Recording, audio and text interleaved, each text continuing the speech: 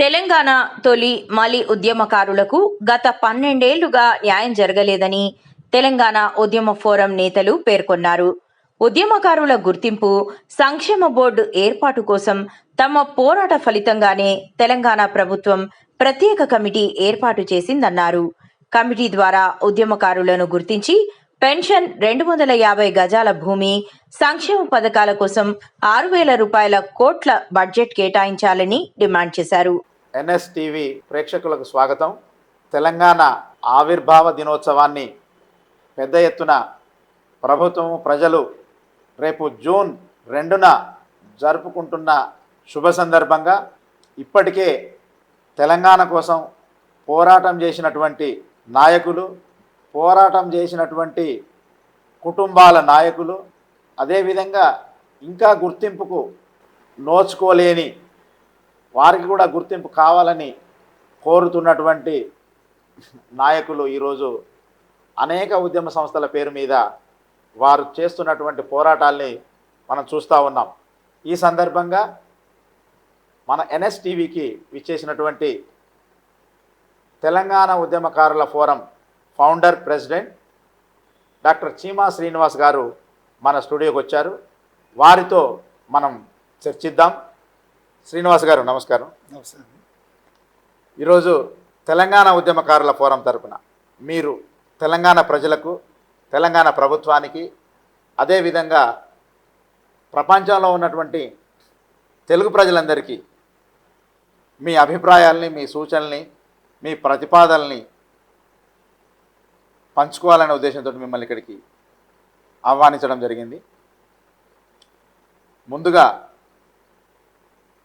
తొలి దశ, మలి దశ ఉద్యమాలు, అదేవిధంగా సామాజిక తెలంగాణ కావాలని చెప్పేసి పోరాడుతున్నటువంటి వర్ధమాన ఉద్యమాల కోసం మీరేమంటారు? ముందుగా తెలంగాణ ఉద్యమకాల అంశం మీద ఈరోజు కార్యక్రమం నిర్వహిస్తున్నటువంటి ఎన్ఎస్టీవీ వాళ్ళకి ఉద్యమ నమస్కారాలు. నమస్కారం. రేపు జూన్ 2న మన తెలంగాణ రాష్ట్ర ఆవిర్భావ దినోత్సవం కూడా చేసుకోబోతున్నాం.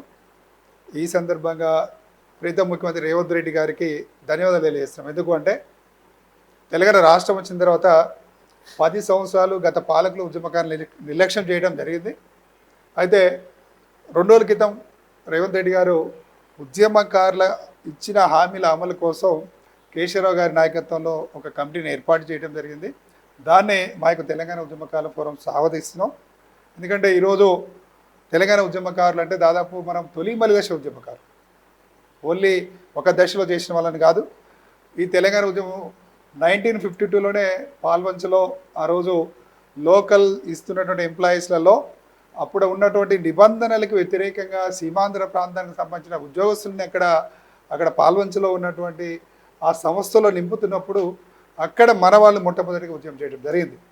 తర్వాత మనందరికీ తెలుసు 69 ఉద్యమము. కాకపోతే మేమైతే మలి దశలో ఉన్నాం కాబట్టి, ఎందుకంటే అప్పటికి మేము పుట్టలేదు, 69 అంటే మేము పుట్టలేదు కాబట్టి ఎక్కువ శాతం మలి దశ మాకు అనుభవాలు ఉన్నాయి. కాబట్టి ఇలా ఉద్యమకారులు అంటే తెలంగాణ రాష్ట్ర సాధన కోసం ఎవరైతే తమ జీవితాలను త్యాగం చేసిరో, అంటే బలిదానాలు చేసుకుని ఉన్న వాళ్ళ దగ్గర నుండి ఎవరైతే తమ చేసే పనులని కానీ వృత్తులు కానీ పక్కన పెట్టి తెలంగాణ నాకు కావాలని తమ యొక్క ధనాన్ని అయితేమి, సమయాన్ని అయితేమి, కుటుంబాలను వదిలిపెట్టి ఉద్యమాలు చేయటం అయితేంది, చైతన్యం చేయటం ఏంది, జైలుకి పోవటం ఏంది, ఇట్లా అనేక రకాల పద్ధతులు చేసిన వాళ్ళందరూ కూడా ఉద్యమకారులకు పరిగణించబడుతుంది. ఓకే, నేను అదే ప్రశ్న అడదాం అనుకున్నా. అసలు తెలంగాణ ఉద్యమకారులు ఎవరు, ఏ విధంగా వాళ్ళకు మనం గ్రేడింగ్ ఇవ్వచ్చు అనే దాన్ని నేను మళ్ళొకసారి మిమ్మల్ని గ్రేడింగ్ అంటే బలిదానాలు చేసుకోవడం కంటే ఎక్కువ అది త్యాగం. మనం మొట్టమొదటిగా బలిదానాలు చేసుకున్నటువంటి అమరవీరులని గౌరవించుకోవాలి. తర్వాత జైలుకి వెళ్ళిన వాళ్ళు కూడా మనం, ఎందుకంటే జైలుకి వెళ్ళటం అంటే మామూలు విషయం కాదు. తర్వాత ఎఫ్ఐఆర్ కానీ, కాకపోతే కొంతమంది జైలుకి వెళ్లకుండా వేలాది మందిని చైతన్యం చేసిన వాళ్ళు ఉన్నారు. వాళ్ళ త్యాగం కూడా మనం తక్కువ అంచనా వేయడం లేదు. ఎందుకు అంటే అందరూ జైలుకి పోయిన ఉద్యమం ముందుకు పోదు.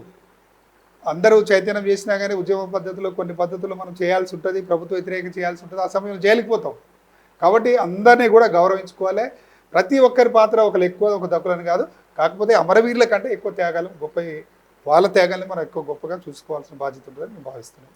ఓకే, ఏ రూపాలలో ఉద్యమాలు అంటే ఏ ఏ రూపాలలో జరిగినటువంటి ఉద్యమాలనే మనం ఉద్యమకారుల రూపాలుగా మనం ఉద్యమకారులా గుర్తించడానికి వీలవుతుంది. అంటే ఉద్యమ రూపాలు ఏంటి? రూపాలంటే మనందరం మలిదేశంలో చూసినాం. సబ్బండ వర్గాలు తెలంగాణ ఉద్యమంలో పాల్గొనడం జరిగింది. మొట్టమొదటిగా ప్రొఫెసర్ జయశంకర్ సార్ చెప్పినట్టు భావజాల వ్యాప్తి, అసలు తెలంగాణ రాష్ట్రం ఎందుకు కావాలి మనకి, భావజాల వ్యాప్తిని మేధావులు దాన్ని ముందుకు తీసుకుపోవడం జరిగింది. ప్రొఫెసర్ జయశంకర్ సార్ గారు కానీ, నన్మాస స్వామి సార్ గారు కానివ్వండి, అదేవిధంగా అనేక మంది పెద్దలు తొలి దశామని వాళ్ళందరూ కూడా అసలు తెలంగాణ రాష్ట్రం ఎందుకు, మనందరికీ తెలియదు ఎందుకు తెలంగాణ రాష్ట్రంలో అన్ని రంగాల్లో ఏ విధంగా అన్యాయం జరుగుతుందో చాలామంది తెలియదు. ఫస్ట్ భావజాల వ్యాప్తి చేయడం జరిగింది, తర్వాత ప్రజలు సమీకరించడం జరిగింది, తర్వాత పోరాటాలు అంటే మన ఆకాంక్షల్ని కేంద్ర ప్రభుత్వానికి తెలియాలి, మన ఆకాంక్షల్ని రాజకీయ పార్టీలు తెలియాలి. ఈరోజు కేసీఆర్ గారు రాజకీయ ఉద్యమం చేశాడు తెలంగాణ కోసం. కేసీఆర్ గారిని కూడా మనం తెలంగాణ రాష్ట్రంలో ఆయన చేసిన ఉద్యమాన్ని తక్కువ అంచనా వేయడం లేదు. ఎందుకంటే తొలి దశలో జరిగిన ఉద్యమాన్ని ఈ పాలకులు అణిచివేశారు. దాదాపు 329 మంది చనిపోవడం జరిగింది. తర్వాత తెలంగాణ కోసం మాట్లాడిన వాళ్ళని, ఇప్పుడు మారోజు వీరన్న అయితేమి, లేకపోతే ఆ రోజు చాలామంది మాట్లాడిన వాళ్ళని నక్సలైట్లు ముద్ర చేసి వీళ్ళు ప్రభుత్వ వ్యతిరేక పనిచేసిన చంపడం కూడా జరిగింది. కానీ రాజకీయ ఉద్యమాన్ని ఎప్పుడైతే తీసుకున్నామో అప్పుడు తెలంగాణ ఉద్యమం విజయవంతమైంది. ఒకవైపు ప్రజల్ని చైతన్యం చేస్తూ, ఒకవైపు విద్యార్థుల్ని సమీకరించు, ఒకవైపు ఉద్యోగుల్ని సమీకరిస్తూ, అంటే మన మలిదశలో చూస్తే సబ్బండ వర్గాలు, ఈవెన్ పేపర్ ఏరుకునే వాళ్ళు కూడా ఒక జాకులు పెట్టుకోవడం జరిగింది. ప్రతి కులం జాకులు పెట్టుకోవడం జరిగింది. మేము మెడికల్ జేసీలో, అదేవిధంగా మున్సిపల్ చేసి, ఇంజనీర్స్ చేసి, అడ్వకేట్ చేసి, ఇట్లా అనేక జేఏసీల ద్వారా అందరం ఐక్యం కావడం జరిగింది. అంటే ఆ రోజు తెలంగాణ సమాజం మొత్తం కూడా ఒకటే గొంతు, మా తెలంగాణ మాకు కావాలి, మా తెలంగాణ మాకు కావాలని అనేక రూపాల్లో. శ్రీకాంతాచారి లాంటి వాళ్ళు పెట్రోల్ పోసుకుని తగలబెట్టుకోవడం జరిగింది. పోలీసు కిష్టా లాంటి వాళ్ళు గన్నుతో కాల్చుకొని చనిపోవడం జరిగింది. ఇలా ఇషాంత్ రెడ్డి రైలుకి ఎదురుగా పోయి ఆయన ప్రాణత్యాగం చేసుకోవడం జరిగింది. అంటే కొంతమంది శాంతియుత పద్ధతిలో పోయారు, కొంతమంది మేము మా యొక్క ప్రాణాలు తీసుకున్న అప్పుడైనా తెలంగాణ ఇస్తారేమో అని కూడా వాళ్ళు సొంతగా బలిదానాలు చేసుకోవడం జరిగింది. అంటే ఒక రూపంలో అని కాదు. ఆ రోజు వంట వార్పు చేసినాం, రైలు రోకోలు చేసినాం, సకల జనుల సమ్మె చేసినాం, చలో అసెంబ్లీ కార్యక్రమాలు చేసినాం. అంటే నిరసనని వివిధ రూపాల్లో చేస్తూ ఈ ప్రభుత్వానికి మా తెలంగాణ మాకు ఇవ్వాలని ఒత్తిడి పెంచడం జరిగింది. ఇప్పుడు మీరు మలిదశ ఉద్యమం సంబంధించి మీరు మాట్లాడినటువంటి, పోరాడినటువంటి నాయకులు, అంటే మీరు చెప్పినట్టు మారోజు వీరన్న లాంటి ఒక పేరు చెప్పారు, తర్వాత చనిపోయినటువంటి వాళ్ళ యాదయ్య, శ్రీకాంత్ సార్ పేరు చెప్పారు. కానీ తొలిదశ ఉద్యమంలో పోరాడినటువంటి నాయకులు ఈరోజు కొద్దిమంది లేరు కూడా. అంటే వాళ్ళు చనిపోవడం కూడా జరిగింది. కానీ అటువంటి వాళ్ళు ఇంకా కూడా కొద్దిమంది గుర్తింపులోకి రాలేదు అనేటువంటి ప్రచారం బయట కనబడతా ఉన్నది. అటువంటి వాళ్ళు ఏమన్నా ఉన్నారా? ఒకవేళ మీరు ఏమన్నా సూచించడానికి అవకాశం ఉందా? చరిత్రలో ఏమవుతుందంటే కేవలం ఆధిపత్య వర్గాలు వాళ్ళు మాత్రమే చరిత్రలో ఉండబడతారు. ఎందుకంటే చరిత్ర ఎక్కువ రాసుకునేది వాళ్ళే రాసుకుంటారు కాబట్టి. తొలి దేశం అనగానే మనకు అందరు కూడా చెన్నారెడ్డి అని చెప్తారు. కానీ తొలి దేశంలో చాలామంది ఉన్నారు. టేన్ సదాలక్ష్మి గారు ఉన్నారు. టేన్ సదాలక్ష్మి గారు తనకున్న బంగారాన్ని అమ్ముకొని తెలంగాణ ఉద్యమం కోసం పెట్టడం జరిగింది. కానీ ఆమె గురించి ఎవరు చెప్పరు, టీఎన్ సదాలక్ష్మి గారి గురించి. అదేవిధంగా డాక్టర్ కొల్లూరు చిరంజీవి గారు ఉన్నారు, వాళ్ళ గురించి చెప్పరు. అదేవిధంగా మన నరసింహ స్వామి గారు ఇప్పటికి కూడా ఉన్నారు, ఆ సార్ గురించి ఎవరు చెప్పరు. ఎందుకంటే వీళ్ళందరూ కూడా ఆధిపత్య వర్గాల నుంచి వచ్చిన వాళ్ళు కాదు. ఇలా ఆధిపత్య వర్గాలు వాళ్ళు రాసుకున్న చరిత్రనే ఇక్కడ ప్రచారం అవుతుంది. మా యొక్క తెలంగాణ ఉద్యమకాల ఫోరం లక్ష్యం ఒకటే, త్యాగాలు ఎవరు చేసిరో వాళ్ళ చరిత్ర ఉండాలి. అంతేగాని త్యాగాలు లేకుండా నాయకులుగా కొంతమంది చలానే అవుతున్నారు. ఇలా మీరు అమరవీరుల చరిత్ర చూస్తే 80-90% మంది బడుగు బలహీన వర్గాలే, ఆధిపత్య వర్గాలకు సంబంధించిన వాళ్ళు లేరు. అంటే ఇక్కడ మేము కులాన్ని విమర్శించడం కాదు, కానీ ఆధిపత్య వర్గాలే నాయకులుగా చలామైనారు. తొలి దశలో చెన్నారెడ్డి గారు అయితేమి, మలి దశలో కూడా వాళ్ళే నాయకులుగా చలామైనారు.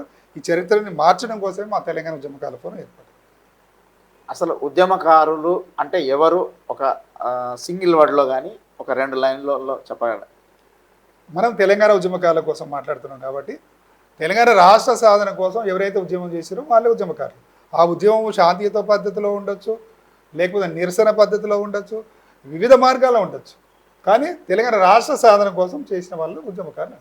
ఓకే, మనం అంటే ఏ ప్రాతిపదికన వాళ్ళని గుర్తించడానికి వీలవుతుంది? దానికి మీరు చెప్పేటువంటి ప్రతిపాదన ఏమైనా? మేము ఈ మధ్యనే మా యొక్క రాష్ట్ర మంత్రివర్యులు పొన్నం ప్రభాకర్ గారు కూడా అడగడం జరిగింది. ఎట్లా ఉద్యమకాలు గుర్తించాలంటే నేను క్లారిటీగా ఒక డ్రాఫ్ట్ తయారు చేసి మేము పెట్టడం జరిగింది.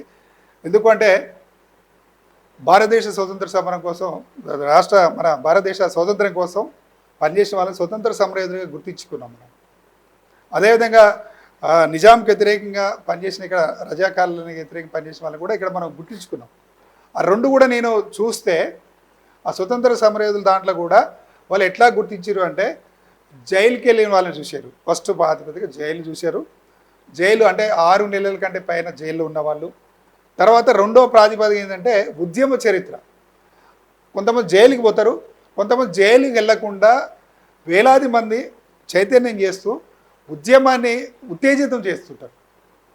ఈ 2 వర్గాలని వాళ్ళు గుర్తించి స్వతంత్ర సమరయోధులు. అదేవిధంగా కొంతమంది ఆస్తులు అమ్ముకొని ఉన్న ఆస్తులు అమ్ముకొని ఆ ఉద్యమం కోసం ఖర్చు చేసిన వాళ్ళు ఉన్నారు.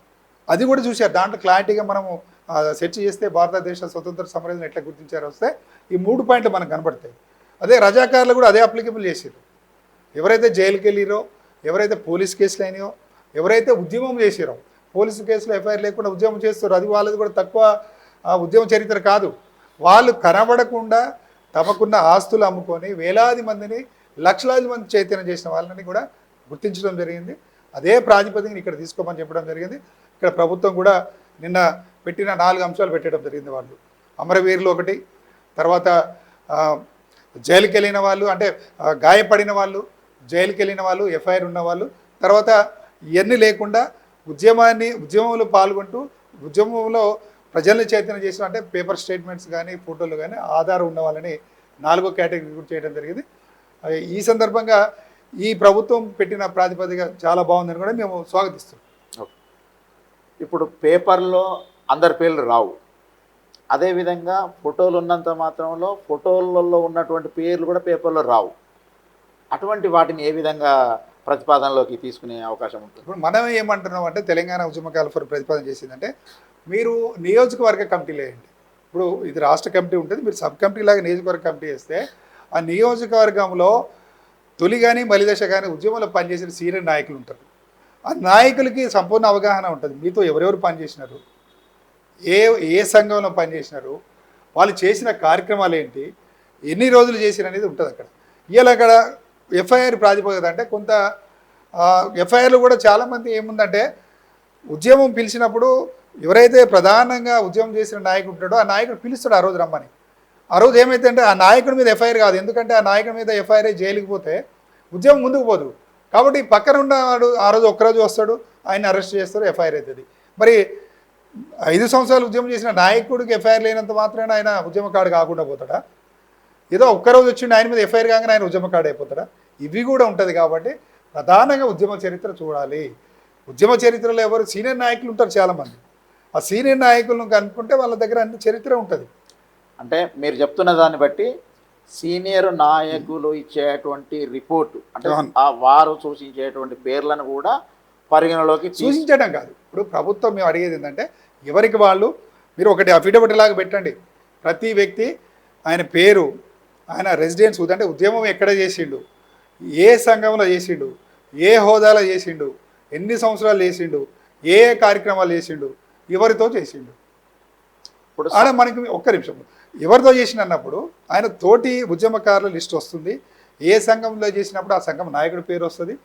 దాన్ని సర్టిఫై చేయాల్సిన అవసరం ఉంటుంది. అంటే క్రాస్ చెకింగ్ అంటాం మనం. ఇప్పుడు ఆయన ఇచ్చిన దాన్ని కూడా అఫిడవిట్లో క్లియర్ పెట్టాలి. నేను చెప్పినవి అవాస్తవం అయితే మాత్రం నాకు ఇచ్చిన హోదాని ఇమ్మీడియట్గా రద్దు చేసే అధికారం ప్రభుత్వానికి ఉంటుంది. కూడా సెల్ఫ్ అఫిడవిట్ కూడా తీసుకోవాలని మేము ప్రభుత్వానికి విజ్ఞప్తి చేస్తాం. ఓకే, ఇప్పుడు సంఘము అంటున్నారు. సంఘం అనగానే జనరల్గా ప్రభుత్వం ఆధీనంలో రిజిస్ట్రేషన్ జరుపుకున్నటువంటి సంఘముగా ప్రచారంలో ఉంటుంది. అంటే ఎప్పుడైనా కూడా ఒక సంఘం రిజిస్ట్రేషన్ జరిగితే ఆ సంఘం రిజిస్ట్రేషన్ జరిగేటప్పుడే ఆ బైలాస్లో ఏముంటుందంటే ప్రభుత్వ వ్యతిరేక కార్యక్రమాలు చేయకూడదని ఉంటుంది. కానీ ఇక్కడ తెలంగాణ ఉద్యమం అనేది దాదాపుగా ప్రభుత్వం యొక్క సూచనలకు, ప్రభుత్వం యొక్క విధులకు ఆటంకం కలిగించేటువంటి విధంగానే ఉద్యమాలు జరిగినాయి. అంటే రస్తారోకోలు కావచ్చు, గ్యాదరింగ్లో మిగతా ఉద్యోగస్తులకు వాళ్ళ విధులకు భంగం కలిగించడం కావచ్చు. అంటే రిజిస్ట్రేషన్ లేకుండా ఉండే సంఘాలు కూడా ఉంటాయి ఈ లెక్కన. లేదు రిజిస్ట్రేషన్ ఉండే ఇటువంటి కార్యక్రమాలు నిర్వహించినటువంటి సంఘాలు కూడా ఉంటాయి. అంటే ఏ సంఘాలని మనం ప్రాతిపదికన అంటే తీసుకుంటే మనం ఎక్కడ పొరపాటు పడుతున్నాం అంటే ఏ ఉద్యమ సంఘాలు కూడా రిజిస్ట్రేషన్ ఉండవు. ఇవాళ మీరు సామాజిక ఉద్యమాలు చేసే సంఘాలు కూడా చూసుకోండి. ఆ రోజు మనందరం జేఏసీ అంటున్నాం. జేఏసీ రిజిస్టర్ అయిందా చెప్పండి? జేఏసీ రిజిస్ట్రేషన్ నెంబర్ ఎంత? రిజిస్ట్రేషన్ ఉండదు. జేఏసీ రిజిస్ట్రేషన్ లేదు. తెలంగాణ జేఏసీలో రిజిస్ట్రేషన్ లేదు. నాకు తెలిసినంతవరకు ఆ రోజు ఉద్యమ సంఘాలు చెప్పబడిన సంఘాలు కూడా రిజిస్ట్రేషన్ చేసుకోవు. ఎందుకు చేసుకోవు అంటే మీరు అన్నట్టు బైలాస్ ప్రకారం వాళ్ళు ఉద్యమాలు చేయడానికి అర్హత ఉండదు. బైలాస్ ప్రకారం వాళ్ళు ప్రభుత్వ వ్యతిరేక చర్యలు చేసుకోవడానికి ఉండదు. కాబట్టి ఏ ఉద్యోగ సంఘానికి కూడా రిజిస్ట్రేషన్ ఉండదు. ఆ తెలంగాణలో పనిచేసిన సంఘాలు కూడా రిజిస్ట్రేషన్ లేవు నాకు తెలిసినంతవరకు. నేను అదే అంటున్నా. అందుకే తెలంగాణ జనసభ కానీ, తెలంగాణ మహాసభ కానీ, ఆ తర్వాత తెలంగాణ జనసమితి కానీ, ఈ వరుస క్రమంలో వచ్చినటువంటి ఈ సంఘాలు ఎక్కడ కూడా వాళ్ళు ప్రభుత్వానికి లోబడి లేకపోతే ప్రభుత్వ కనసన్నలలో అంటే రికార్డు ప్రకారం చేసినట్టుగా ఉండవు. అందుకే నేను ఇంతకుముందు మిమ్మల్ని అంటే మనకి మలిదశలో జేఏసీ కోదండరామ్ గారి దాంట్లో మన బీఆర్ఎస్ పార్టీ భాగస్వామిగా ఉంది, సిపిఐ పార్టీ భాగస్వామిగా ఉంది, న్యూ డెమోక్రసీ భాగస్వామిగా ఉంది, అదే బీజేపీ కొన్ని రోజులు బీజేపీ కూడా భాగస్వామిగా ఉన్నది, కొన్ని పార్టీలు భాగస్వామిగా ఉన్నాయి. అదేవిధంగా విమలక్క చేసిర్రు, అదేవిధంగా గద్దరన్న చేసిర్రు ప్రజా ఫ్రంట్, అదేవిధంగా దిలీప్ కుమార్ గారు చేశారు. ఇట్లా అనేక సంఘాలు ఉన్నాయి. నేను ప్రతిపాదించేది ఏంటంటే మా ఫోరం ప్రతిపాదించేది మనం ఏ సంఘంలో పనిచేసినామో అక్కడ తెలిసిపోతుంది మనకి. పలానా సంఘంలో పనిచేసినప్పుడు ఆ సంఘ నాయకుడు మనల్ని సర్టిఫై చేస్తాడు. ఆ సంఘ నాయకుడు సర్టిఫై చేసి మాతో పాల్గొన్నాడంటే అది సరిపోతుంది. అంటే స్వతంత్ర సమరంలో కూడా ఎవరైతే రిప్యూటెడ్ లీడర్ ఉంటారో ఆ లీడర్ యొక్క స్టేట్మెంట్ తీసుకున్నారు. అంటే ఇతను పనిచేశాడు అని చెప్పడం కోసం. ఇలా తెలంగాణ ఉద్యమంలో కూడా ఇప్పుడు విమలక్క అయితే మీరు అనుకున్నట్టు గద్దర్ అన్నట్టు చనిపోయారు. బతుకున్న వాళ్ళు చాలామంది ఉన్నారు సీనియర్ నాయకులు. ఇప్పుడు 69లో కూడా పనిచేసిన వాళ్ళు ఇప్పుడు నన్నమల స్వామి సార్ గారు కానివ్వండి, లేకపోతే కొంతమంది 69 వాళ్ళు ఉన్నారు. ఇప్పుడు 69 వాళ్ళతో పనిచేసే వాళ్ళు అంటే అటువంటి వాళ్ళ స్టేట్మెంట్ తీసుకుంటే సరిపోతుంది. అదేవిధంగా మలిదశలో మలిదశలో అయితే ఇప్పుడు కోదండరామ్ గారు కానీ, లేకపోతే మిగతా సంఘాలు కానీ, దిలీప్ కుమార్ గారు కానీ, లేకపోతే విమలక్క గారు కానీ, ఇట్లా చాలామంది ఉన్నారు. వాళ్ళ స్టేట్మెంట్ తీసుకుంటే సరిపోతుంది. ఇలా అదేవిధంగా మన చెరుకు సుధాకర్ అని ఉన్నారు, పాషం యాది గారు ఉన్నారు. మీరు అన్నట్టు తెలంగాణ మహాసభ కానీ, లేకపోతే వీరన్న గారితో పనిచేసిన సంఘాలు అంటే మన గాది ఇన్నయ్య గారు కానీ, లేకపోతే చెరుకు సుధాకర్ కానీ, పాషం యాది గారు కానీ ఆ చరిత్ర వాళ్ళు చెప్పగలుగుతారు. ఇప్పుడు వాళ్ళతో ఎవరు పనిచేశారో చెప్పగలుగుతారు కదా. కాబట్టి ఇది పెద్ద సమస్యే కాదు. ఒకటే చెప్తున్నాము, లక్షలాది మందిని గుర్తించారు భారతదేశ స్వతంత్ర సమరయోధులుగా. మరి తెలంగాణ రాష్ట్రంలో ఒక చిన్న రాష్ట్రంలో ఎంత గుర్తించడానికి పెద్ద కష్టం ఏముంది? అయితే ఇక్కడ చిన్నగా ఇప్పుడు విద్యార్థులు కూడా అంటే నేను ఈరోజే సోషల్ మీడియాలో చూడడం జరిగింది. విద్యార్థులు కూడా మమ్మల్ని గుర్తించట్లేదు. మేము ఏ ఉద్యమమైనా కూడా విద్యార్థి ఉద్యమంతో మొదలవుతాయి. సో తెలంగాణ కోసం కూడా మేము పోరాటం చేసినాము. సో మమ్మల్ని కూడా గుర్తించట్లేదు అని చెప్పేసి ఈరోజు నేను సోషల్ మీడియాలో చూడడం జరిగింది. సో విద్యార్థులను ఉద్యమకారుల గుర్తించాలంటే అసలు ఏం చేయాలి? అసలు విద్యార్థుల యొక్క భావి భారతం ఏ విధంగా ఉండాలి? వాళ్ళకి ఈ తెలంగాణ ఉద్యమంలో పాల్గొన్నందుకు ప్రభుత్వం ఏ విధంగా చేస్తే బాగుంటుందని మీరు అనుకుంటున్నారు? ఇప్పుడు మనము ఈ చిన్న రాష్ట్రాల ఏర్పాటు కోసం అంటే జార్ఖండ్, ఛత్తీస్గఢ్లలో అక్కడ విద్యార్థుల కోసం మెయిన్ అక్కడ పెట్టడం జరిగింది సంక్షేమ పథకాలు. ఎందుకంటే మేము తెలంగాణ ఉద్యమకారుల ఫోరం కూడా ఏర్పాటు చేసినప్పుడు ఎక్కువ ఇంపార్టెన్స్ ఇచ్చింది విద్యార్థులకి. ఎందుకంటే అక్కడ ఆ రాష్ట్రాలు ఏం చేశారంటే విద్యార్థులు ఎవరైతే ఉద్యమంలో పాల్గొన్నారో వాళ్ళకి ప్రభుత్వ ఉద్యోగాలలో కొంత శాతం రిజర్వేషన్ ఇచ్చారు వాళ్ళకి. మరి ఇక్కడ ప్రభుత్వం కూడా ఇవ్వాలి రిజర్వేషన్స్. కానీ అంటే కొంత బాధాకరం ఏంటంటే తెలంగాణ రాష్ట్రం వచ్చిన తర్వాత విద్యార్థులు కూడా మేము ఉద్యమకాల అనే అంశాలు మర్చిపోయారు. మేము తెలంగాణ ఉద్యమకాల ఫోరానికి 9 సంవత్సరాల క్రితం ఏర్పాటు చేసినప్పుడు పిడికెడి మంత్రం ఏర్పాటు చేసినాం. ఇట్లా చేయండి అని కూడా విద్యార్థుల నుంచి ఎక్కడ స్పందన రాలే మాకు. ఈరోజు ఎప్పుడైతే ప్రభుత్వం కమిటీ వేసిందో అప్పుడు మేము ఉద్యమకాలం అంటున్నారు. కానీ మరి అక్కడ చిన్న రాష్ట్రాల్లో ఇస్తున్నారు విద్యార్థులకి, మాకెందుకు లేదని ఉద్యమాలు చేయాల్సిన బాధ్యత ఉండే విద్యార్థుల మీద. మేము చాలామంది విద్యార్థులు చెప్పినాం. కాకపోతే శోషణీయం ఏంటంటే ఆ విద్యార్థి నాయకులు కొంతమంది లాభపడ్డారు. మరి ఈ విద్యార్థులు కూడా లాభపడ్డ వాళ్ళకే ఆ జేజేలు కొట్టుకుంటూ తిరిగి తప్పితే మాకు అందరికీ ప్రయోజనాలు రావాలని వాళ్ళు ఆలోచించాల్సిన బాధ్యత ఉండే వాళ్ళ మీద. ఇలా కొంతమంది విద్యార్థులకు ఏమైంది, కొంతమంది ఎమ్మెల్యేలు అయ్యారు, కొంతమంది ఎంపీలు అయ్యారు, కొంతమంది నామినేట్ పోస్టులు తీసుకున్నారు, వాళ్ళు బాగానే ఉన్నారు. మరి కింద వేలాది మంది ఉద్యోగాలు వాళ్ళ విద్యార్థులు భవిష్యత్తు ఎట్లా ఇవ్వాలో ఆలోచించాలి కదా. మరి వాళ్ళు విద్యార్థులుగా ఉద్యోగం చేసిన వాళ్ళకి పిడికెడు మంది లాభాలు పొంది వాళ్ళు కూడా విద్యార్థుల గురించి గొంతెత్తలేదు. దయచేసి ఇక్కడ రాజకీయ విమర్శ చేస్తున్నాను కాదు. ఇలా కేసీఆర్ గారు విద్యార్థి నాయకుల్ని ఎమ్మెల్యే చేసిండు, ఎంపీలు చేసిండు, చైర్మన్ పోస్టులు ఇచ్చారు. మరి వాళ్ళు విద్యార్థుల గురించి మాట్లాడాల్సి ఉండే కదా, మాట్లాడలేదు. కాబట్టి విద్యార్థులు కూడా మేము ప్రభుత్వానికి చెప్పేది ఏంటంటే విద్యార్థులకి మెయిన్ ఈ ఫలాలు కాదు, వాళ్ళకు చదువులు పరంగా పెట్టారు కాబట్టి ఉద్యోగాలలో రిజర్వేషన్ కోటా ఇస్తే వాళ్ళ జీవితాలు బాగుపడతాయి. అది మీ ప్రధానంగా మీరు అన్నట్టు విద్యార్థులకి ఉద్యోగాలలో కొంత కోటా కేటాయించాలని రేవంత్ రెడ్డి గారు అడుగుతున్నారు. ఓకే, మీరు మంచి ప్రతిపాదన చేశారు. ఎందుకంటే గతంలో కొద్దిమంది విద్యార్థి నాయకులను గుర్తించి వారికి కొన్ని పదవులు ఇవ్వడం అనేది జరిగింది గత ప్రభుత్వం. అది ఆ విధంగాని కాకుండా విద్యార్థి ఉద్యమాలలో పాల్గొన్నటువంటి వాళ్ళందరికీ వచ్చేటువంటి ఉద్యోగాలలో రిజర్వేషన్ కల్పించడం సముచితమని మీరు చెప్పడం జరిగింది. ఇది నిజంగా కూడా ఇది హర్షించదగిందే, ఇది నిజంగా కూడా పాటించవలసిందే. అదేవిధంగా మరి కళాకారులు ప్రతి కార్యక్రమానికి కూడా వచ్చినటువంటి వాళ్ళను లేదా ఉన్నటువంటి వాళ్ళను ఉత్తేజపరచడానికి ఉపన్యాసం ఒకవైపు అయితే ఆటపాటలతోటి కళారూపాలతోటి ఉద్యమంలో పాల్పంచుకున్నటువంటి కళాకారులు ఉన్నారు. వాళ్ళ కోసం ఏ విధంగా మీరు? వాళ్ళ కోసం కేసీఆర్ గారు అప్పుడు కొంతమంది గుర్తించి ఇచ్చారు, కానీ నిజమైన కళాకారులకి అన్యాయం జరిగిందని చాలామంది చెప్పడం జరిగింది. సరే, కొంతమందికి ఏదో ఒక 500-600 మందికి ఇచ్చారు, వాళ్ళకి జీతాలు ఇచ్చేసి ప్రభుత్వ కళాకారులకు గుర్తించడం జరిగింది. కానీ చాలామంది కళాకారులు గుర్తించలేదు అంటున్నాం మేము. అందుకనే కళాకారుల కోసం కూడా సంక్షేమ బోర్డు పెట్టాలని మా ఫోరం ఆ డిమాండ్ కూడా పెట్టడం జరిగింది. మీరన్నట్టు ఇలా కళాకారులు లేనిదే తెలంగాణ రాష్ట్రం లేదు. ఎందుకంటే మనం 4 గంటలు ఇచ్చిన స్పీచ్ ఇచ్చినా కానీ ఆ 4 గంటలు చెప్పింది ఆయన 4 నిమిషాల్లో పాట పాడితే ప్రజలకు అర్థమయ్యే మెసేజ్ వెళ్ళిపోతుంది.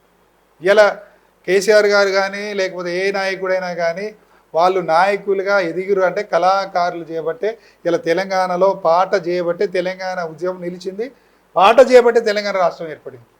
ఎందుకంటే ఆ పాటే లేకపోతే తెలంగాణ ఉద్యమం లేదు, తెలంగాణ రాష్ట్రం లేదు. మరి ఇలా కళాకారుల బతుకులు చాలా అగమ్య గోచరంగా ఉన్నాయి. ఎందుకంటే ఆ కళ అనేది అడిక్షన్ లాంటిది. వాళ్ళు తమ కుటుంబాన్ని కూడా వదిలిపెట్టి తమ ఏమంటారు అసలు ఫ్యామిలీ ఎట్లా ఉంది కూడా ఆలోచించకుండా వాళ్ళ గురించి కూడా తింటున్నమా లేదు కూడా ఆలోచించకుండా కళ కోసమే జీవిస్తుంటారు. ఇవాళ చాలామంది పాపం ఈ మధ్యనే మల్లేష్ అనే ఒక కళాకారుడు చనిపోవడం జరిగింది. అంటే వాళ్ళ కుటుంబ పరిస్థితి చూస్తే ఆయన చూస్తేనేమో చాలా గంభీరంగా ఆయన పాట తెలంగాణ ఉద్యమకాల కోసం పాడుతుంటే గత నెల చనిపోయింది ఆయన పాపం. చూస్తే ఎంత జీవితం ఎంత ఘోరంగా ఉందంటే కనీసం 2 పూటల కుటుంబానికి బువ్వ కూడా పెట్టే పరిస్థితులు లేకుండా చాలామంది కళాకారులు. ఇప్పుడు ఉద్యమాలు ఒకవైపు విద్యార్థులు చేస్తే, ఒకవైపు కళాకారులు తోడ్పాటు చేస్తే, వీళ్ళను ఉత్తేజపరచడానికి ఒక మేధావి వర్గంగా రచనలు అందించినటువంటి రచయితలు కూడా మరి ఉన్నారు. అటువంటి రచయితలని చాలామంది గత ప్రభుత్వం గుర్తించినట్టుగా మనం చూసాం. సో ఆ రచయితల కోసం అంటే వాళ్ళు రాసిన పాంప్లెంట్స్ కావచ్చు, వాళ్ళు రాసినటువంటి పుస్తకాలు కావచ్చు, లేదు వాళ్ళు తీసినటువంటి డాక్యుమెంటరీస్ అంటే సినిమాలు కావచ్చు, అంటే ఒక్కొక్క రూపం ఒక్కొక్క విధంగా ఉంది కదా. అటువంటి వాళ్ళ కోసం కూడా మీరేమైనా? అటువంటి అంటే మొన్న ప్రభుత్వం రేవంత్ రెడ్డి గారు ఒక 9 మందికి మీరన్నట్టు కళల రంగంలో పనిచేసిన వాళ్ళు అందశ్రీ గారు కానివ్వండి, లేకపోతే చాలామంది 9 మందికి ఇచ్చారు. కోటి రూపాయలు ఇచ్చేసి 300 గజాల ఇంటి స్థలం మీద ఇవ్వడం జరిగింది. కానీ చాలామంది ఉన్నారు. కాకపోతే మొన్న జరిగిన దాంట్లో కొంత అంటే బీఆర్ఎస్ పార్టీలు లబ్ధి పొందిన వాళ్ళకే రేవంత్ రెడ్డి గారు కూడా ఇవ్వడం జరిగింది. మరి ఒకసారి లబ్ధి పొందిన తర్వాత మళ్ళీ ఇక్కడ రేవంత్ రెడ్డి గారు అట్లా ఇవ్వడం కొంత అది కూడా ఆలోచించాల్సిన అవసరం ఉండే. అంటే దక్కినోడికే దక్కుతుంది, దక్కనోడికి ఏం లేదు. మీరు చాలా చక్కగా చెప్పారు. ఇదే కోణంలో ఇప్పుడు తెలంగాణ ఉద్యమకారులకు పెన్షన్ కావాలని చెప్పేసి ఒక డిమాండ్గా ఉన్నట్టుగా నాకు తెలిసింది. ఇప్పుడు ఒక వితంతువు వారే కళాకారుని, అదేవిధంగా వారే ఉద్యమకారు. అటువంటప్పుడు వారే అంటే వీడో కళాకారులు అదేవిధంగా ఉద్యమకారులు అయినప్పుడు వాళ్ళే ఓల్డ్ ఏజ్ కూడా అయినప్పుడు వాళ్ళకి ఏ పెన్షన్ ఇస్తే కరెక్ట్ అవుతుంది, లేదా అన్ని ఇవ్వాలా? ఏ పెన్షన్ అయితే ఎక్కువ లబ్ధి చేకూరుతుందో అది ఇవ్వాలి వాళ్ళకి. ఎందుకంటే 4 రంగాలకు సంబంధించిన వ్యక్తులు వాళ్ళు. అంటే 4 రంగాలకి ఏ విధంగా బెనిఫిట్ అవుతుందో దాంట్లో అత్యధికంగా ఉన్నదాన్ని కాకపోతే 2 రంగాలు కలిపైనా అత్యధికంగా వచ్చేటట్టు చూస్తే బాగుంటుందని మా. ఓకే ఓకే, చాలా మీరు చక్కగా ఇప్పటివరకు చెప్పడం జరిగింది. అయితే ఇప్పుడు మీలాగా అంటే మీది తెలంగాణ ఉద్యమకారుల ఫోరం, మీ సంస్థలాగానే చాలా సంస్థలు అక్కడక్కడ ఉద్యమాలు చేసినామని లేకపోతే డిఫరెంట్ పద్ధతులలో వాళ్ళు ప్రభుత్వ అధికారులకు ప్రభుత్వ పెద్దలకు విన్నవిస్తూ ఉన్నట్టుగా మనం మీడియాలో చూస్తూ ఉన్నాం. సో మీరు చెప్తున్నట్టుగా వారందరికీ ఇటువంటి విషయాలు అందేలాగా అంటే ఉద్యమకారులకు చేరేలాగా ఫలాలు ఈ ఉద్యమకారుల సంస్థలన్నిటినీ ఒక సమన్వయం చేసి ప్రభుత్వానికి ప్రభుత్వం దృష్టికి తీసుకువెళ్ళేటువంటి ఆలోచన ఏమైనా మీరు చేసే అవకాశం ఉందా? ఈరోజు ప్రతి ఒక్కరు కూడా ఒకటి క్లారిటీ తెచ్చుకోవాలి. ఏంటంటే తెలంగాణ రాష్ట్రం రాకముందు జరిగిన ఉద్యమం తెలంగాణ రాష్ట్ర సాధన ఉద్యమం. తెలంగాణ రాష్ట్రం ఏర్పడిన తర్వాత జరుగుతున్న ఉద్యమము తెలంగాణ ఉద్యమకారుల ఆత్మగౌరవం కోసం సంక్షేమం కోసం జరుగుతున్న ఉద్యమం. ఇక్కడ కన్ఫ్యూజన్ ఏమవుతుందంటే తెలంగాణ రాష్ట్రం వచ్చిన తర్వాత దాదాపు ఉద్యమ నాయకులైతేమి ఉద్యమ పార్టీగా చెప్పుకున్నటువంటి పార్టీ అయితేమి వాళ్ళు అధికారంలోకి వచ్చిన తర్వాత ఇక ఉద్యమకారుల పదమే వినపడుద్దని అందరూ భావించడం జరిగింది. ఉద్యమ నాయకులు కూడా కొంత రిలాక్స్ మూడ్లోకి వెళ్ళిపోయారు. ఎందుకంటే మనం అనుకున్న లక్ష్యం సాధించుకున్నాం కదా, ఇక ఉద్యమకారులతో మనకి పని ఉంది, ఇక ఎవరి పని వాళ్ళు చేసుకోండి, మీరు రాజకీయాలకు చేయాలనుకుంటే ఏదైనా రాజకీయ పార్టీలో పోండి, లేకపోతే మీరు వ్యాపారంకోండి, లేకపోతే ఏమన్నా చేసుకోండి అని చెప్పారు. ఉద్యమకారుల పరిస్థితి ఏందని ఆలోచించలేదు. ఎందుకంటే సరే ఉద్యమ పార్టీ ఉంది కదా, ఉద్యమకారులు లబ్ధి చేయకూడదు అనుకున్నారు. కానీ అప్పటి వరకు ఉద్యమ పార్టీగా చెప్పుకున్న పార్టీ లేదు మాది ఇప్పుడు ఉద్యమ పార్టీ కాదు, పంక్తు రాజకీయ పార్టీ అని చెప్పడం ప్రకటించగానే అప్పటి వరకు అయితే ఎవరైతే తెలంగాణ వ్యతిరేకించిరో, కేసీఆర్ని తిట్టిరో, ఎవరైతే సమైక్యవాదులుగా ఉన్నారో వాళ్ళందరూ కూడా కేసీఆర్ పక్కకు రావడం జరిగింది. కేసీఆర్ గారికి కూడా నాకు రాజకీయంగా బలం రావాలి కానీ ఇక ఉద్యమకారులు పెట్టుకుంటే ఈ పేద మధ్యతరగతి బక్క ఉద్యమకారులు పెట్టుకుంటే నాకేంటని ఆయన భావించుకోవడం జరిగింది. దానివల్ల ఏమైంది, అప్పటి వరకు మా కేసీఆర్ అనుకున్న ఉద్యమకారులు మెల్లమెల్లగా దూరం జరగడం జరిగింది. ఉద్యమకారుల పరిస్థితి ఏమో గేటు బయట అయిపోయింది. తెలంగాణని వ్యతిరేకించిన వాళ్ళం కేసీఆర్ పక్కన కూర్చోవడం జరిగింది. సరే కేసీఆర్ గారు సంక్షేమ ఫలాలు ఇస్తారు, మేము స్వాగతించడం. కానీ మేము ఆ రోజు 9 సంవత్సరాల క్రితం ఫోరంను ఏర్పాటు చేసినప్పుడు అప్పుడు ఉన్నటువంటి అధికార ప్రభుత్వం మేము ఒకటే అడిగినాం, సార్ మీరు అనేక సంక్షేమ ఫలాలు చేస్తున్నారు, లక్షల బడ్జెట్ చేస్తున్నారు కానీ సంతోషం, కానీ ప్రత్యేకంగా తెలంగాణ ఉద్యమకారుల కోసం జార్ఖండ్ రాష్ట్రం ఛత్తీస్గఢ్ రాష్ట్రాల్లో ఎట్లా చేస్తున్నారో ఆ నమూనా పెట్టండి అని ఆ జీవో తీసి అడగడం జరిగింది. ఈరోజు అనేక సంఘాలు ఏర్పడాయి అన్నారు. ఆ రోజు మాకు తెలిసినంత వరకు అయితే 69 ఉద్యమకారుల కోసం అయితే ఉద్యమకారుల కోసం ననవాస స్వామి గారు ఉస్మానియా ప్రొఫెసర్ గారు పనిచేస్తున్నారని మొట్టమొదటిగా ఆయన పనిచేస్తారని మాకు చాలామంది చెప్పడం జరిగింది. తర్వాత మా తెలంగాణ ఉద్యమకారుల ఫోరం 9 సంవత్సరాల క్రితం ఏర్పాటు జరిగింది. అయితే మీరు ఈరోజు అనేక సంఘాలు అంటున్నారంటే ఈరోజు అనేక సంఘాలు వస్తున్నాయి, వాటిని స్వాగతిస్తున్నాం. మేము 9 సంవత్సరాల క్రితం ఏర్పాటు చేసినప్పుడు పిడికేడి మందిమే మేము పోయి తెలంగాణ ఉద్యమ నాయకులను కలిస్తే నవ్వడం జరిగింది. చాలామంది పేర్లు కూడా చెప్పడం బాగోదు, కానీ వాళ్ళు అన్నది ఏంటంటే ఇక తెలంగాణ ఉద్యమకారుడు పదం అనేది అవుట్డేటెడ్ పదం.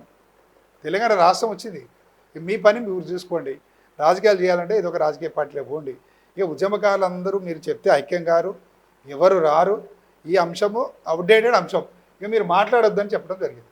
కానీ మేము ఆ రోజు భావించింది ఏంటంటే తెలంగాణ అంటే ఉద్యమాల గడ్డ. ఈరోజు ఉద్యమకారులకు అర్థం కాకపోవచ్చు, మెల్లమెల్లగా వాళ్ళకి అర్థమవుతుందని మేము పిడిగడి మందితో మొదలుపెట్టి 33 జిల్లాలు ఇప్పటికి 7-8 సార్లు తిరగడం జరిగింది. 33 జిల్లాలు తిరుగుతూ ఉద్యమకారులను చైతన్యం చేస్తూ మన త్యాగాలతో వచ్చిన తెలంగాణ రాష్ట్రంలో మనల్ని నిర్లక్ష్యం చేస్తుంటే చూస్తూ ఉందామా అంటే లేదు అని మెల్లమెల్లగా పిడికేడి మంది 100 మంది అయినా, వందలాది మంది, వేల మంది అయిపోయినా, 20 లక్షలాది మంది ఉద్యమకారులు మా ఫోరంలో భాగస్వాములుగా ఉండటం జరిగింది. మేము ఏర్పాటు చేసిన తర్వాత 23 ఎలక్షన్లో ఉద్యమకాల అంశాన్ని ఎజెండా చేస్తా అని చెప్పినాం, ఎజెండాగా మార్చినాం.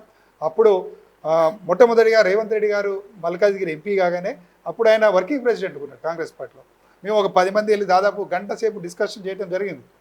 అప్పుడు రేవంత్ రెడ్డి గారు ఏమన్నంటే కేసీఆర్ గారు రెండోసారి ముఖ్యమంత్రి అయ్యాడు. ఆయన అన్నది ఏంటంటే మీరు కోర్టులో కేసు వేసేయండి, కోర్టులో కేసు వేస్తే కోర్టు ఖర్చులు కూడా మొత్తం నేనే పెట్టుకుంటా అంటే మేము అనుకున్నాం.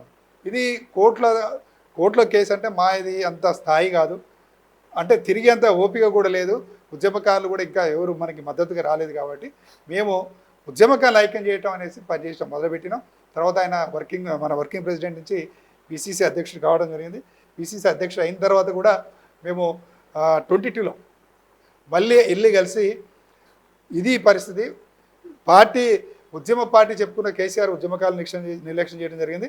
మరి ఇచ్చిన పార్టీగా మీరు రాబోయే ఎన్నికలలో ఉద్యమకాల అంశాన్ని మేనిఫెస్టోలో పెట్టాలని చెప్పడం జరిగింది. ఆయన తప్పకుండా మేనిఫెస్టోలో చేయడం జరిగింది. అప్పుడు శ్రీధరబాబు గారు మేనిఫెస్టో కమిటీ చైర్మన్ ఉండటం జరిగింది. శ్రీధరబాబు గారు మేము 10 అంశాలు పెడితే ఈ 250 గజాల ఇంటి స్థలం, పెన్షన్ సౌకర్యం కల్పిస్తానని పెట్టడం జరిగింది.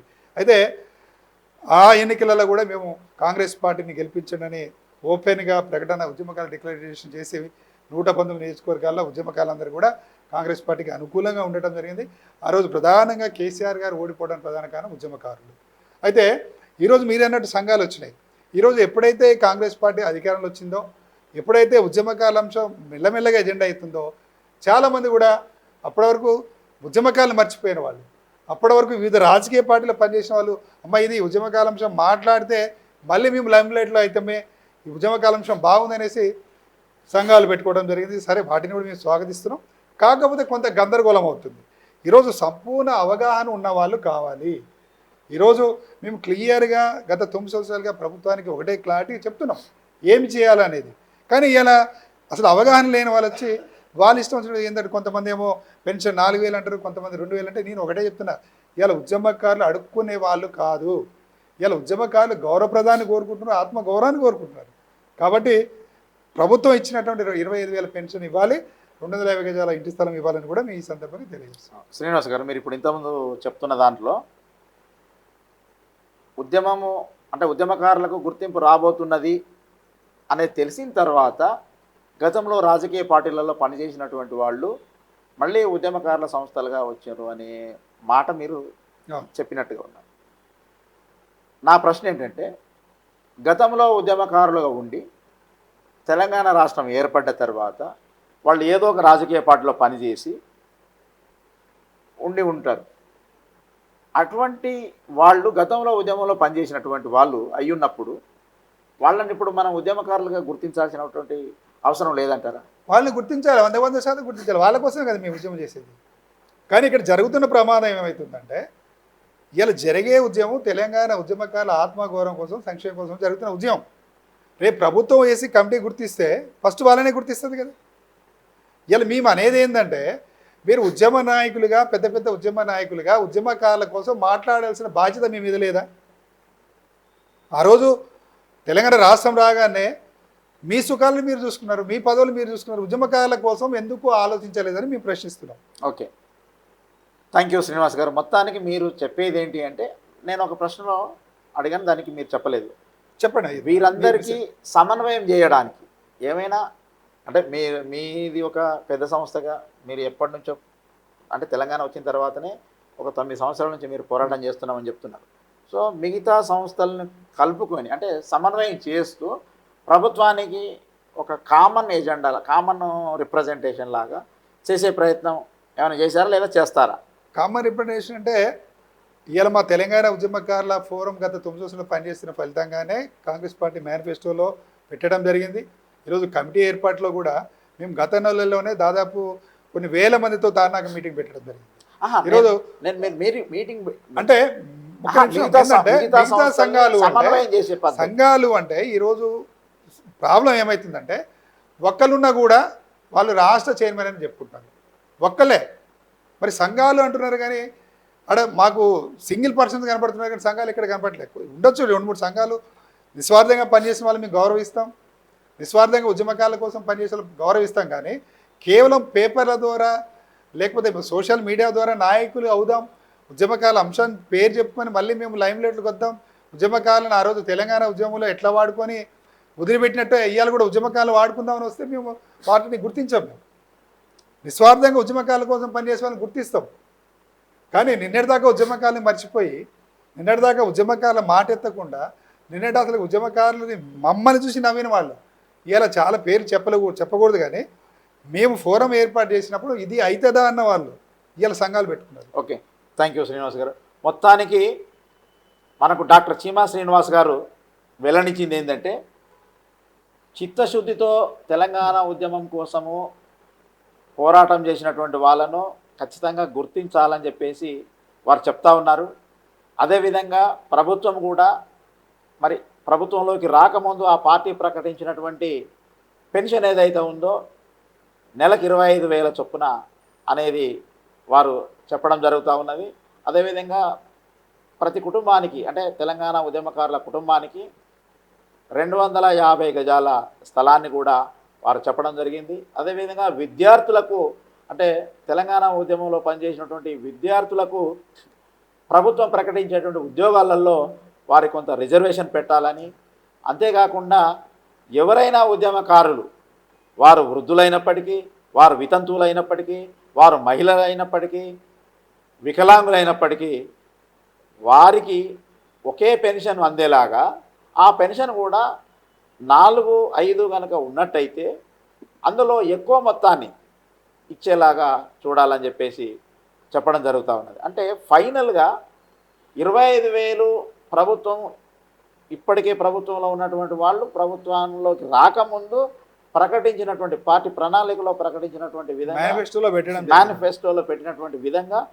25,000 రూపాయల పెన్షన్ను ఇచ్చేలాగా మరి వారు ప్రభుత్వానికి మరొకసారి సూచన చేస్తూ ఉన్నారు. ఈ విధంగా మరి ప్రభుత్వానికి ప్రతిపాదనలు పంపిస్తున్నందుకు వారు మన మీడియా ద్వారా NSTV ద్వారా చెప్తున్నందుకు వారికి మనము కృతజ్ఞత తెలియజేస్తూ ఈ కార్యక్రమాన్ని ముగిస్తున్నాం. థ్యాంక్ యూ శ్రీనివాస్ గారు.